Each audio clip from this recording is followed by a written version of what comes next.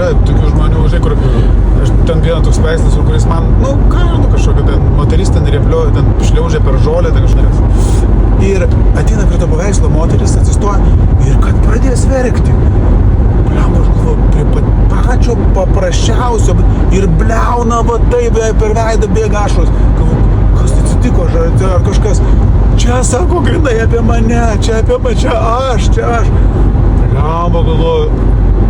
Kaip būna netikėta, žinai. Siaubas yra, iš tikrųjų, tai kaip reikia atsargiai užsiminėti šitais dalykais. Kaip Jėzus Marija, bet tu čia nieko dėtas. Man tai tas, tiesiog kažkas tai. Bet pataikė reikiamų momentų ir reikiamam žmogui. Būtų faina, žinok, padaryti, kaip tu ir sakai, žinai, kažkokį tai. Aš kartais darau paveikslų pristatymus, kurie, ir skaitau ten savo literatūrą, savo eilėraštį, kažkokius savo ten prozos gabalėlius. Tiesiog žmonės susėda, pavyzdžiui, buvo vakare, kokie ten, gal 60 kokių žmonių, žinai, susėda ten galerijų, mes ten išjungiau šviesą, tą tokį mėlyną apšvietimą, tokį spotlightą, žinai, pasišviežiu, kad būtų toks, žinai, kažkoks tai tipo angelės sceninis. Ir žmonės kokią valandą 20, žinai, sėdėjo ir aš skaičiau ten kažkaip ten, biškį ten, ne juokavom, bet tokia, apie gyvenimą toks, žinai. Tai va tokius darau ir galvoju, gal būtų labai faina, jeigu kažką taip, Labai skamba sound like apie projektą, kuris niekada nevyks, kada mes kalbėjom, žinai, kaip susitinka čia bus, tu važiuodami. O kodėl? Čia visai... Ne, viskas tarp... Arūnai, aš tu pasakysiu, žinok, su manim, čia yra bėda, žinok, su manim ką pakalbėsi, tai žinok, aš tave prispausiu, aš tave prie užkakulo prismauksiu padaryti. Žmonės kartais, aš atsiprašau, kartais užspaudžiu jas, sakau, darom. Man taip, žinai, Algi dabar iš karto į baimės, Jėzus Marija, tavo paveikslai, tavo išvalgos. Mano paveikslai pamiršk, gerai. Kaip aš savo tą prijungsiu kažkaip, kaip sudeg, kaip žinai. Ką tu čia kalbi? Dabar galvoju, blembai, kliuvau, reikėjo rytoj pasakyti, negaliu, blemba, kažkas taip. Ai, ne, savo pinigėlius. Aš tau sakiau, kad mane Jurgas sako, ko tu blecha pušini žmonės, tu sugalvoji kažkokią idėją ir tu ant tau žmogaus, davai, darom. Viskas gerai. Viskas gerai. Labai džiaugčiausi, jeigu tu galėtum, nežinau, formatas yra absoliučiai, formatas visiškai gali būti belenkoks, gali būti improvizacinis formatas, gali būti, tu ateini ir davai mes galim pažiūrėti, kaip tai veikia, kaip tai darosi. Taip. Vakaro praleidimas visai pain. O tu pasibandytum save, pavyzdžiui, įsivaizduok, žmogus visą gyvenimą buvo pianistas. Ar ten tarkim kažkas, tai, ne? Ir jis groja ten simfoniniam orkestre ir simfoninės orkestras užsidarė. Ir tas žmogus galvoja, ką aš dabar darysiu? Tu esi talentas, tu turi tokį įrankį. Tu turi tokius gebėjimus ir tu dabar sakai, aš čia vienas pianinu grosiu. Ką reiškia, kaip vienas pianinu grosi? Tu esi pianistas. Tai yra tavo pašaukimas gyvenimo. Apie ką mes kalbam? Žmonės, žinai kas yra, žmonės net nekeli taip aukštai kartelės, kiek tu savo keli pats. Numeris tavo koks? Kaip tai palauk? Plus 370 698 81074. Gerai, tai va, tai būtų fainus tai padaryti tokį kažkokį, dabar galvoju, kokį tik tai formatą, žinai, kad tai būtų labai norėčiau, kad kažkaip tie žmonės gerai, pats aš nesufleruosiu, tu pasakyk, kaip tu įsivaizduoji. Kaip kas tai galėtų būti? Žinai, kaip yra, kaip žmonės dažnai įsivaizduoja, kaip Rimantė Valiukaitė laikėsi teisės. Instruktorius ją lenkas kažkoksai vežiojo ir sako, čia gazas spaus, greičiau, čia tu nemoki, čia ką tu čia, kur tu dirbi? Sako, teatre, kuom teatre ten dirbi, sako, aktorė. Tai spaus gazą, kad čia tau nesuskudro ant scenos mosuoti. Nespaus, čia tau nesuskudro ant scenos mosuoti. Žmonės gal kai kurie galvoja, kad tai yra, žinai, mosuoti su skudro ant scenos. nu, tai nėra lengva, Ne, iš tikrųjų sunki profesija. Jo, Žiauriai. žinau. Nu, feikas. Taip. Kad čia sako, ai, čia vaidina, aš nepavargsiu. Taip. Tai tu įsivaizduoji, kaip drožia save aktoriai. Taip. Taigi būna atveju, kada jie nesugeba išlysti iš vaidmens. Taip. Dar blogiau. Čia siaubinga. Nu, aš žinau pavardėm, kam taip yra nutikę. Garsiem labai aktoriai. Bet, nu, tai yra čia, labai save drožia. Ir dar, kaip yra labai baimė tokia prarasti save. Aš kaip Arūnas kažkur dingsiu. Taip. Nes yra irgi aktoriai, kurie, su kuriais aš augau kartu. Nuo jaunystės buvom. Ir jie yra netokie, kokie buvo. Pasikeitė. Jo. Jie yra, Kažkas toks. jie visiškai kitokie. Ne tas žmogus, žinai. Jie apie save savo pasakoja kitą istoriją. Kitą istoriją. Jie yra tas... Bet aš suprantu, kodėl taip darosi. Žinai, kaip yra kaip... Kai aš sakau žodžius reikia pasakyti, kad jie būtų tau patogiai eitų iš kūno. Jeigu tu esi emocijoje situacijoje, nereikia galvoti, kokia intonacija išeis, tu pasakysi taip, kaip reikia pasakysi. Tu manai? Jo, aš susitikinęs 100%. Tai yra, nes tu kalbi per laidotuvės vienaip, slėpdamas kažkaip, sunkiai tau žodžiai pasisako. Yra, arba kai supyksti, tu pradedi kalbėti nesąmonės, jeigu save stebėsi. Stebi save, tu girdi, kokį tu čia priedo kalbi dabar. Jisai nelogiškai kalbi, supykęs, aš tau padarysiu, tu pamatysi, ką tu padarysi, ką tu pamatysi. Ką tu čia šneki dabar nesąmonės. Jeigu tu pats pastebi, tai matai, kaip veikia. Tai tu, kad pasakytum šitą, yra, kad surastum kiekvieną personažą, tipą, kad būtent tas tipas taip kalba. Būtent jisai taip mąsto, taip galvoja. Tu turi pasiversti. Jo, turi juo pasiversti. Bet kadangi tu vaidini daug, aktoriai tada susikuria savo tipą, kuris yra lygiai vienodas, spektakliai. Tai vadinasi asmenybės Bet jisai sako labai organiškai, nes tipas yra organiškas. Bet jisai vienas yra.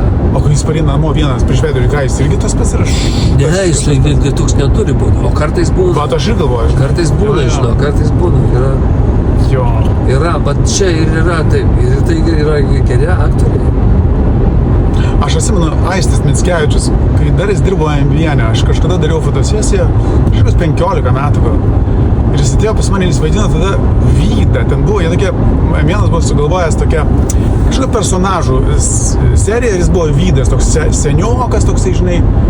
Ir mes, žinai, jis nusigrimavo ten su pakšai beretės, tokiais apsišūdais kažkokiais plaukais, tokiais apšiapusiais. Jam buvo 30 metų maksimum, o jis, vaidino tokį seną dėdą, kariošiną tokią. Tokį vriedną kažkokią, kaip iš revizoriaus. Ir jis ten pasifotkina, bet mes nefilmavom, mes tik fotkinamės. Ir jisai fotkinamas, jis ten vaidina, ten šneka kažką, paskui nusiėmė grimą, jis beveik toliau šneka, tokiu pačiu Vydo balsu. Kas jam yra? Svarsme, mes buvom ne dviese, mes buvo daug žmonių buvo, ir jis vis tiek kalba tuo pačiu tokiu, žinai, kas tau dabar? Ir dar yra kartais aktoriai vaidina, ir aš pats save vaidini, ir staiga iš kito spektaklio personažas. Tai galvoju, matė kas nors ar ne? Čia, bet nieks nepastebėjo, aišku, bet tu pajauti, kad tai yra, supranti, kaip perjungi kitą kanalą. Taip. Ir staiga atgal įjungi. Ir nieks nepastebi, bet tai yra realiai, čia yra visiškai, yra čia, Štai tau patvirtinimas yra, kad mūsų asmenybė nėra kažkoks tai vienas stabilus dalykas, kad tai yra tai yra istorija, kurią mes savo sekame. Ir kartais mes pamirštame, kurioje istorijoje dabar esame. Fainai. Pirmą kartą tą aš pastebėjau, kai žiūrėjau 80 kažkelinti metai, žiūrėjau Šarūną su Budraičiu Juozu, jisai Šarūną vaidino, jisai ten vaidino su Kupra ir tokį raišuojantį tokį, Šarūnas toksai lošys ten buvo. Ir paskui jisai vaidino Kaliguloje Herėją, ten šitą senatorių, dar kažką. Ir jisai susako savo tekstą, jis apsisuko ir išėjo kaip Šarūnas, raišuodamas per visą sceną. Va ten įlindo, nu, ten, ir aš taip... Ir visai neseniai, bet, nu, ta prasme, nu, žiūrėjau Šarūną ir paskui ten po kažkiek tai laiko šitas buvo. Kažkaip pažiūrėjau. Ir matai, kaip jisai, nu, tuo metu jis neturėjo praktikos teatre. Bet kaip smagu, bet kaip žiūrovai, kaip smagu. Nieks, kas nematė Šarūną, nežino. Jo, važiuoja kažkaip daugiau mažas, sutraukė bičą. Sutraukė. Kartais man didžiausias stebuklas būna, kada 700 žmonių negali susitarti, ne? Aha. Ir sako, šiandien nereaguosim į spektaklį. Ir nereaguoja nieks. Eik su. Jo, nieks nereaguoja. Visi Šedavai. žiūri taip. Gal tu ne, gal jie... Ne, bet visi aktoriai tai jaučia. Ne, visi aktoriai sako, šiandien tas spektaklis, sako, jo, nesisteng tiesiog. Nieko nedaryk. Tiesiog atbūnam tą laiką. Nes jie kaip giminė atėjo. O gal jiem trūksta užmėgsti ryšį? Nu kaip, negali būti. Viskas eidavo, bet yra tokių spektaklių. Mes vadinam tai publikas. Kad čia publika savo pasidaro kažką tokio, kur mes nežinom, kas ten dabar nutiko. Nu jo, tada visiškai baisu, tad tokiu atveju tai neaišku, ką daryti. Nu. Ne, taip nebus, kad jie užsirakinę ar kažką mes ten pašnekėsim ir viskas ten bus gerai, kadangi čia ne 700 žmonių ten. Nu. Jo. Tai čia nieko baisaus, bet to, žinai, ten, nes artimas labai kontaktas, nes mes tiesiog vieni prie kitų esam. Tai darėm Klaipėdos kultūros fabrike, 200, žinai, tų kėdžių, bet mes ir ten nėra scenos pakilos, ten yra, eina amfiteatras, paskui tokia žemuma. Nu, tai mes tada tiesiog buvom prie pat prisistūmėm, prie pat kėdžių, tiesiog, va, aš čia mano kojos, o va čia va kito žmogaus, jau to žiūrovo kojos. Koks kaifas, aš sakau, aplinkui, žinai, gulkitės ant žemės, žinai, tenais, sėskit ant foteliukus prie pat, pastačiau, kaip tu sėdi, čia sėdi žiūrovas. Nu, blemba, koks kaifas, žinok, tu neįsivaizduoji. Skaityti tekstą, groti ir būti šalia tų žmonių yra toks kaifas. Paskui darėm Mo muziejui per naktį, žinai, nuo 10 vakaro iki 6 ryto. Grojam muziką ir aš skaičiau ten tokią ilgą naratyvą, ten 6 valandų parašiau tokią tekstą. Jie atsinešė visi kilimėlius, nebuvo jokių kėdžių, atsinešė kilimėlius, miegmaišius, atsigulė visi, 100 žmonių atsigulė ant žemės ir mes ten tiesiog tarp tų žmonių rodom tokį, žinai, filmą ant ekrano, grojam muziką, skaitau tekstą, žmonės ten poromis atsigulė, ten, žinai, kas ten pamiega, kas atsibunda, nu, nemiega, aišku, tiesiog guli. Bet tas jausmas, žinai, kad tu esi tarp tų žmonių, tai nėra publika toli. Nu, bet kai tu 700 žmonių, tu ant scenos, jie toli, tu nematai paskutinio niekaip. Ir negali kontaktų užmėgsti niekaip. O čia, žinai, nu, tu pro jos praeini, ten, žinai, ir sakai, kaip, ar gerai, ar patogiai guli. Toks, bet čia yra kaifas, čia yra... Ir tie žmonės prisimins visą gyvenimą, kad tai buvo jie ne spektaklį prisimins, jie ne tekstą prisimins. Visą laiką tas ir yra patirtis, manęs dažnai sako, nu kaip, nu kartais, nu aš čia prie tinginių esu toksai, mane visą laiką laužia tekstą, kada būtų mokėsi tekstą. Sakau, ne tekstas svarbu. Visiškai niekam nesvarbu, tekstas. Kaip tai? Gerai, aš klausiu. Žiūrovas, kol buvai spektaklį, nu pasakyk sakinį, kokį iš to. Nieks nežino, nei vieno sakinio. Aišku. Jausmai yra likę, kas tas įspūdis. Nieks net neatsimena, kas ten supainiai galėjai pasakyti ten atvažiuok tenai prie drogo 5 valandą, nieks nesureaguoja. Jo, šitas tai tik žinai. Suprantu eilėm, bet ir tai į eilės žmonės nušoka ir grįžta vis tiek. Man tai buvo tasai, man buvo su Nekrošium, tai čia buvo, mes Borisą Godunovą darėm Puškiną. Ten eiliuotas tekstas. Ir mes dar repeticijos pradžioj buvom ir mes su Trepulis vaidino Godunovo, Šuiskį vaidino tokį Gnydosiną. Ir aš ateinu pas jį ir kalbu ir, nu, kadangi repeticijų periodas dažnai, ir aš suspainiau tekstą, ir tai, sustok čia, ir Nekrošius sako, tai nepagarba, nu kaip tai galima, ir išėjo iš salės, žinai. Aš galvoju, biškai praeis čia, prasinervino, ateis grįž ir dėl dabarysiu. Ateina mano kursiokas Tauras, surenka jo daiktus, sako, rytoj, tas vietos, 11.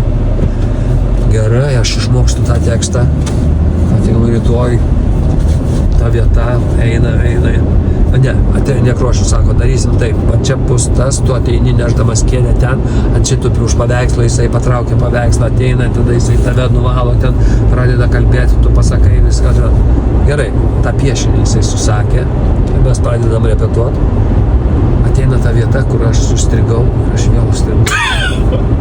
Bet aš nedarau nei pauzės jokios ir savo žodžiais toliau. Tada, o tu sakai, žiūri čia į mane, be to tylėk, nes duosiu tau įmutinį, tu ką, tu šitai patata. Nesąmės visiškai. Jisai nestabdo. Tik trepulis, taip mane žiūri, ką aš išniku.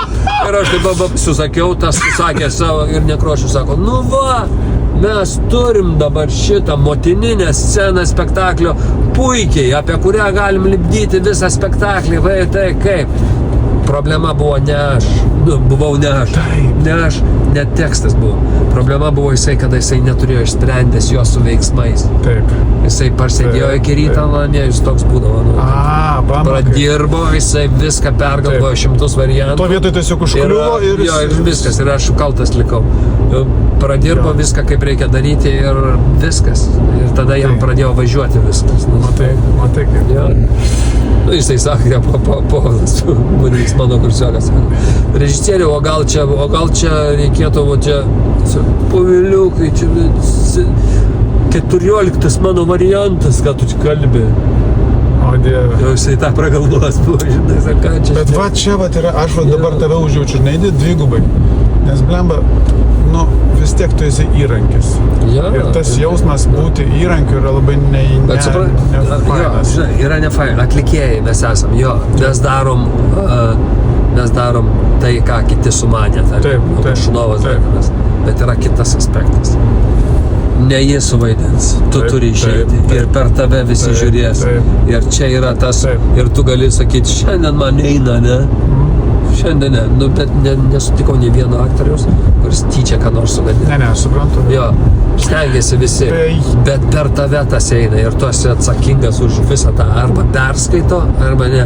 Ir eini per pertrauką į tą poilsio kambarį ir žinai, kas ten apsiputojęs jau tavęs laukia, o kas tau sakys gerai. Ir paprastai visą laiką būna atvirkščiai, kada galvoji, kad viskas gerai praėjo, gauni velnių, o kada manai, kad susilažinai, apsilažalinai visiškai, tada sako, kaip gerai pavarė čia. Kodėl taip? Nes tu iš šalies kitaip matai? Jo, aš savijauta yra vienas, o ką mato yra kitas. Ir ką mato režisierius yra dar trečias, ką mato žiūrovai yra ketvirtas. Taip. Yra masė tokių variantų. Aš galvoju, tu jau subrendai, tu jau subrendai monospektaklį, žinau. Kur pats esi savo režisierius, pats žinai, ką tu darai, ir tada tu pajauti pilną, bet žinai, tu gali būti, tu gali iš tikrųjų padaryti monospektaklių, kur, ne mono, gali būti jisai su įsivaizduojimu kažkokiu tai, nežinau, su stabu kažkokiu, bet sėka. Bet kur tu pats sugalvoji ir pats padarai. Parašysi savo knygą ir ją suvaidinsi, kur geriausia. Blemba, kaip būtų geriausia. Savo gyvenimą dar kartą. Kaip būtų geriausia. Ir tu ją vaidini ne pirmo asmeniu, bet kažkokią, ir tu net knygą galėtum parašyti ne pirmo asmeniu. Aš pagalvoju, gal trečio asmeniu. Trečio asmeniu būtų įdomiau, dėl to, kad vienas dalykas, tu gali daugiau. Tą mažą bachūrą, kuris buvo, kaip buvo. Taip, įsivaizduok, bet tas yra kažkoks tai... Anotacija gerai. Yra fikcijose yra toksai spektaklį vieta, Adomas Juška statė jaunimo teatre, čia pagal Borgesą. Ten sako, berniuk, ką tu čia veiki? Stoviu. O kodėl tu stovi? Šiaip savo. Kiek tau metų, berniuk? 60, jisai sako. Ir visa salė taip, juokiasi ir nutyla, nes aš ten vaidinu, tą berniuką, aš už jį kalbėjau. Ir yra toksai man jausmas, kad atvažiavau į Vilnių, tai rankas kišenėse ir aš dar tebesu jisai. Tu supranti? Bet tu dabar ką tu sakai? Viskas kaip praėjo, bet aš dar tebesu tas pats, atvažiavęs rankom kišenėse. Tu supranti, Ronai, kad tu dabar jau tu jau dabar šituose žodžiuose tu neši didžiulį krūvį, emocinį krūvį, kuris gali būti esmė to spektaklio, tavo knygos esmė. Ko tu čia dabar lemba? Ne, baugu, supranti, dar kaip yra baugu, kiek atviras gali būti. Jeigu rašai trečių asmenių, gali būti absoliučiai, ką nori. Trečių asmenių gali absoliučiai rašyti, ką nori. Tai ne aš, tai ne apie mane.